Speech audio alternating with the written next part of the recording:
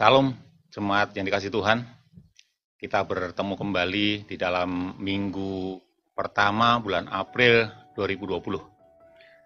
Biasanya minggu pertama kita disertai perjamuan kudus. Tapi untuk minggu ini karena situasi keadaan yang tidak memungkinkan, jadi minggu ini kita tanpa perjamuan kudus. Tapi saya percaya meskipun kita tanpa perjamuan kudus, tapi ibadah ini tidak mengurangi iman kita kepada Tuhan kita, Yesus Kristus. Setuju Bapak Ibu ya? Amin. Baik. Pagi hari ini saya akan menyampaikan firman Tuhan yang sudah satu perikop yang sudah pasti Bapak Ibu kenal. Pasti Bapak Ibu sebagian menghafalnya. Karena firman Tuhan ini, perikop ini sering disampaikan oleh hamba-hamba Tuhan. Bahkan sering kita nyanyikan bersama-sama. Dari mana itu? Yaitu dari Mazmur pasal yang ke-23. Saya akan bacakan untuk Bapak Ibu Saudara. Judulnya adalah Tuhan Gembalaku yang baik, Mazmur Daud. Tuhan adalah gembalaku, takkan kekurangan aku. Ia membaringkan aku di padang yang berumput hijau. Ia membimbing aku ke air yang tenang. Ayat ketiga, Ia menyegarkan jiwaku. Ia menuntun aku di jalan yang benar oleh karena namanya. Sekalipun aku berjalan dalam lembah kekelaman, aku tidak takut bahaya, sebab Engkau besertaku. Gadamu dan tongkatmu itulah yang menghibur aku. Ayat kelima, Engkau menyediakan hidangan bagiku di hadapan lawan-lawanku. Engkau mengurapi aku dengan minyak. Pialaku penuh melimpah. Kebajikan dan kemurahan belaka akan mengikuti aku seumur hidupku, dan aku akan diam dalam rumah Tuhan sepanjang masa. Amin.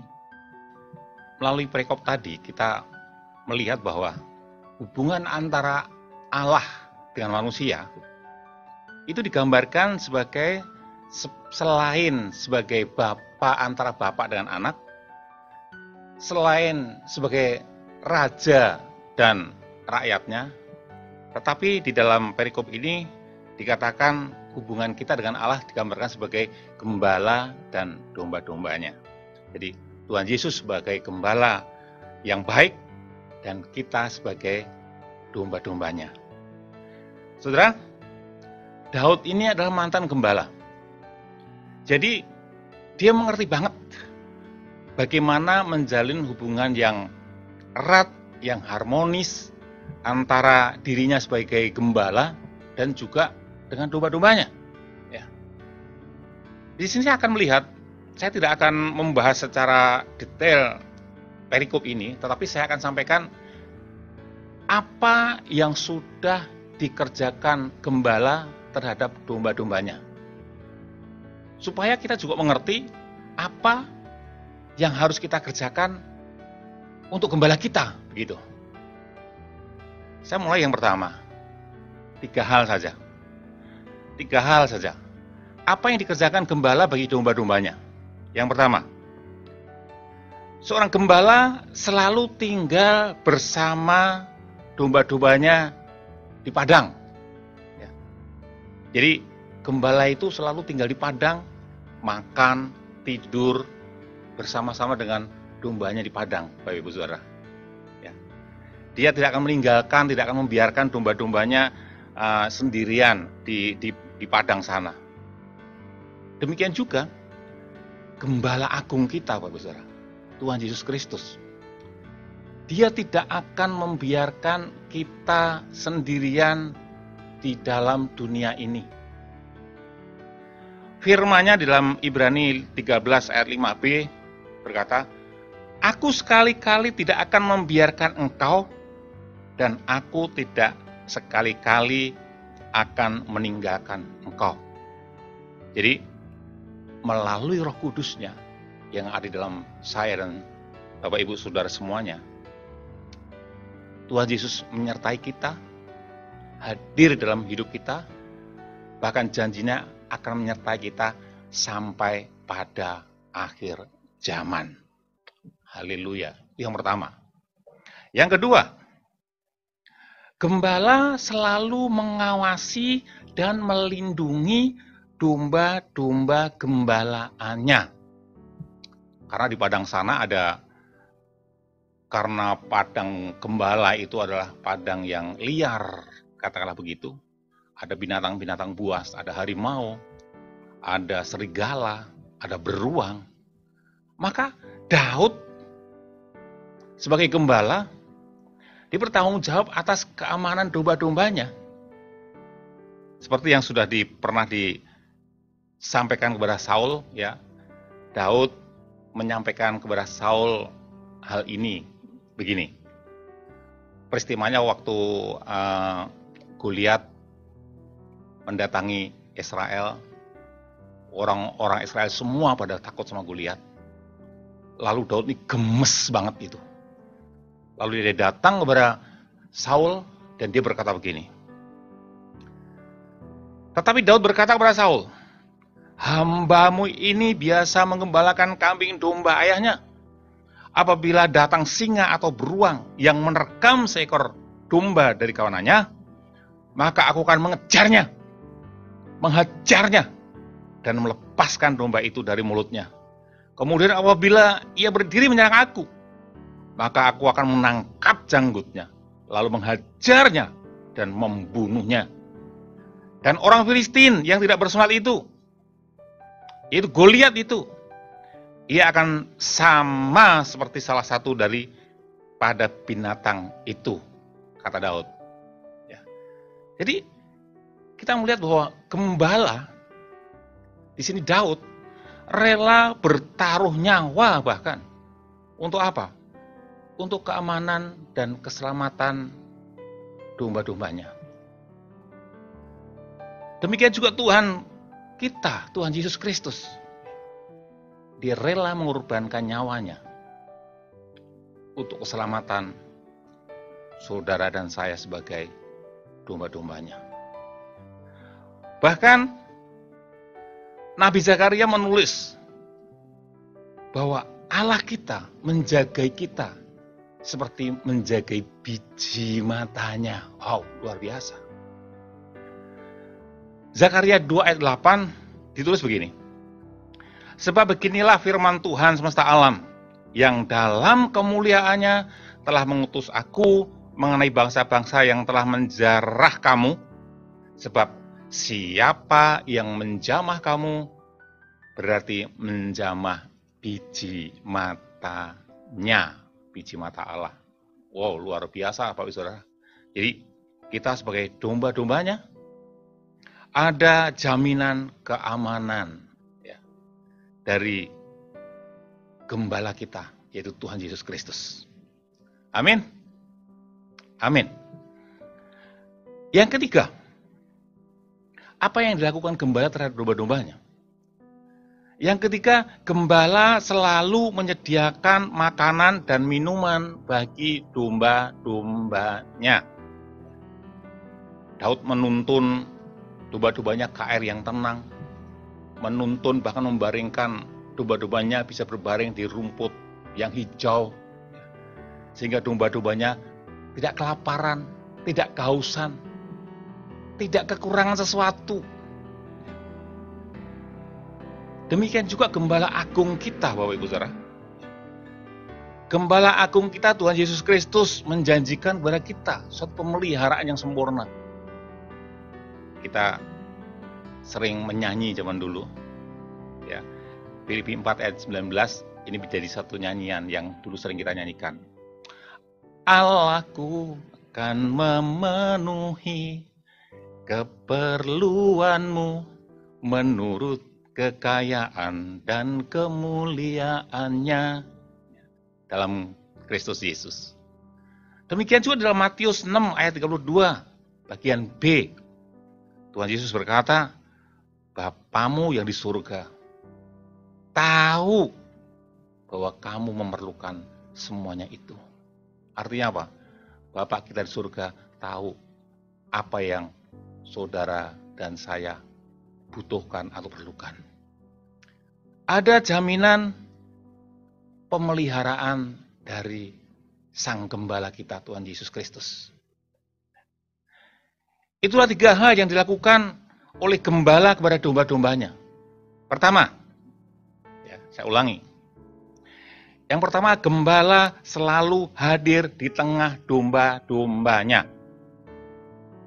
Yang kedua, gembala selalu menjagai domba-dombanya. Yang ketiga, gembala selalu menyediakan keperluan domba-dombanya. Dan gembala melakukan semuanya itu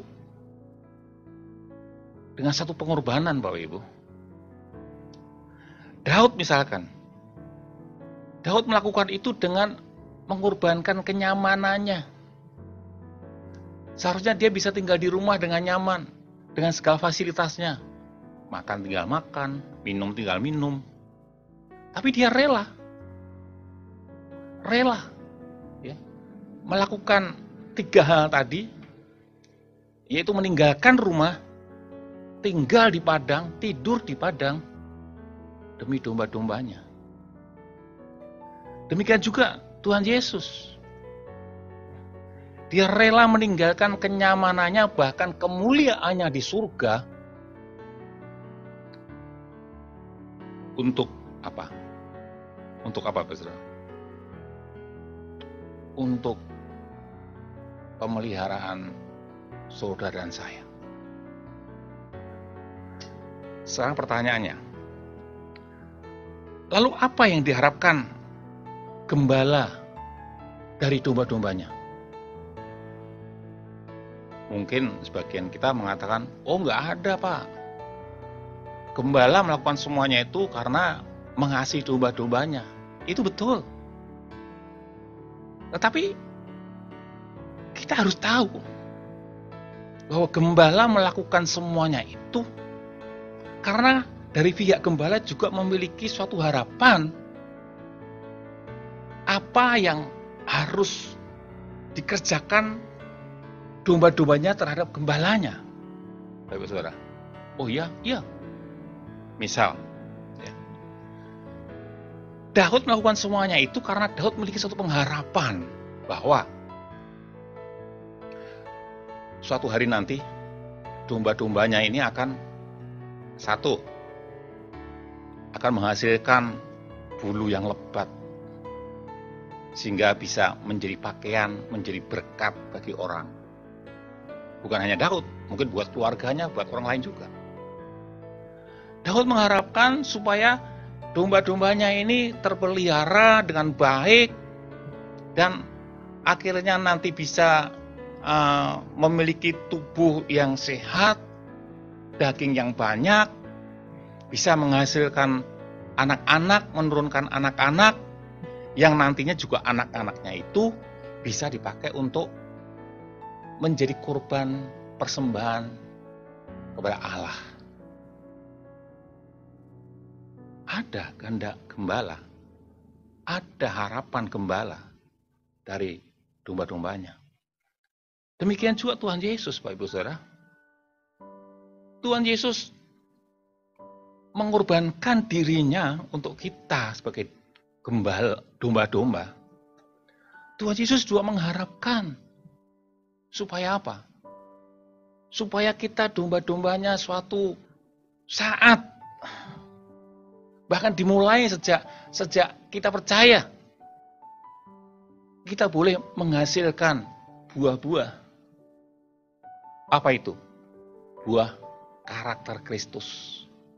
Supaya orang di luar sana melihat perbuatan kita yang baik, kita menjadi berkat bagi orang lain, supaya orang-orang boleh mempermuliakan nama Allah kita. Tuhan Yesus juga menghendaki supaya kita semakin hari memiliki kehidupan yang semakin hari semakin diubah menjadi seperti Kristus, sehingga Tuhan Yesus berkata supaya seluruh hidupmu menjadi persembahan yang kudus, yang hidup, dan yang berkenan kepada Allah. Itulah persembahan yang sejati. Tuhan Yesus mengharapkan supaya kita, seluruh hidup kita ini sebagai domba-domba ini memiliki kehidupan yang menyenangkan hati Allah Bapa di surga. Itulah tujuannya, Bapak Ibu Saudara. Nah, sekarang apa atau bagaimana supaya kita bisa menjadi seperti yang Tuhan harapkan itu? Apa yang harus kita lakukan supaya kita bisa memenuhi apa yang diharapkan oleh Gembala Agung kita, Tuhan Yesus Kristus? Saya kutip dari kitab Yohanes pasal 10 ayat yang ke-27. Apa yang harus dikerjakan domba terhadap gembalanya? Domba-dombaku mendengarkan suaraku, dan aku mengenal mereka, dan mereka mengikut aku. Jadi apa yang harus dilakukan domba-domba? Yang pertama, mendengarkan suara gembalanya. Kalau ada domba-domba yang saat ini dikuasai rasa takut, jangan-jangan domba-domba itu, yaitu saudara dan saya, karena terlalu banyak mendengar bukan suara gembala, tetapi suara-suara yang mengaum di luar sana. Salah satunya tentang corona. Beberapa waktu yang lalu saya menulis dan saya broadcast ke seluruh jemaat bahwa saudara, jangan terlalu banyak atau saya katakan melahap semua informasi tentang corona. Tapi cukup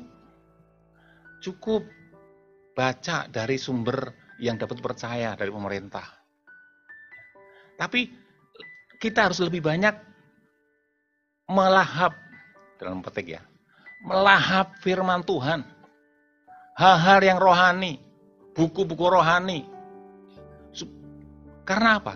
Karena apa yang kita makan itu akan mewarnai hati, pikiran, dan bahkan roh jiwa kita.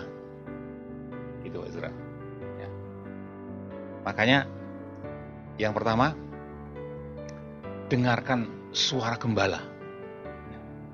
Dengarkan suara gembala. Kalau saudara banyak mendengarkan suara corona di luar sana dan segala implikasi yang akan terjadi, ekonomi yang akan merosot, ya, bisnisnya akan merosot, saudara, maka yang terjadi adalah seperti saudara mendengarkan singa yang mengaum-ngaum dan akan menimbulkan ketakutan. Ya. Lalu, apakah kita harus cuek? Enggak. Memang kita harus mendengar berita-berita itu, tapi sepintas sekali lagi, dan supaya kita tetap waspada. Itu saja, ya. Dan selebihnya kita fokus dan lebih banyak mendengarkan suara gembala kita, karena itu yang dikehendakin gembala kita, Tuhan Yesus Kristus. Yang kedua, apa yang harus dilakukan domba-dombanya terhadap gembala? Yang kedua, yang pertama tadi mendengarkan suara gembala, yang kedua mengikuti jejak gembala. Saudara, domba itu ketika mendengar suara gembala, maka langsung harus mengikutinya.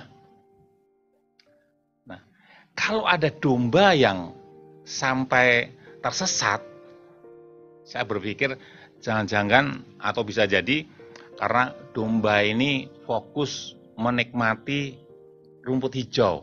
Ya. Jadi pikirannya, konsentrasinya kepada makanan itu. sehingga abai mendengarkan suara gembalanya. Ya. Sehingga apa yang terjadi? Ketika gembalanya bergerak, dia tetap makan rumput di situ, tertinggal, tersesat, dan bisa dimakan binatang buas. Demikian juga kita, Bapak Ibu Saudara. Kita tidak boleh terlena berfokus kepada hal-hal makanan dan minuman. Kita tidak boleh terfokus kepada kerja, bisnis, mencari uang, kumpulkan harta. Memang itu harus kita lakukan, Bapak Saudara. Tapi kita tidak boleh fokus hanya di situ. Tetapi kita tetap fokus kita kepada suara gembala. Ya. Arahan gembala. Firman Tuhan maksudnya. Ya. Karena kalau tidak,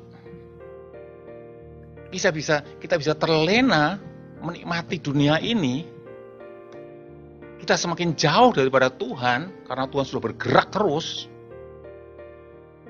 bisa-bisa juga kita terhilang, Bapak Saudara. Kita bisa terhilang. Nah, untuk itu yang kedua, taati suara gembala. Itu firman Tuhan. Yang ketiga sekarang. Yang ketiga, apa yang harus dilakukan gembala? Yang harus dilakukan domba terhadap gembala. Yang ketiga dari Yohanes tadi, yaitu dikenal oleh gembala. Di sini, bagaimana gembala mengenali domba-dombanya? Yaitu kepada nomor 1 dan 2 tadi. Domba yang dikenal oleh gembalanya adalah domba-domba yang mendengarkan suara gembalanya dan mengikuti jejak gembalanya. Maka merekalah yang dikenal oleh sang gembala. Siapa yang akan dikenali sebagai milik Tuhan Yesus? Yaitu saudara dan saya yang mengaku percaya Yesus dan mendengarkan suaranya dan mentaati atau mengikuti jejaknya. Ya. Haleluya. Jadi sekali lagi, hanya orang-orang yang mendengarkan dan mentaati gembala yang akan dikenal gembala. 3 hal itulah yang harus kita lakukan.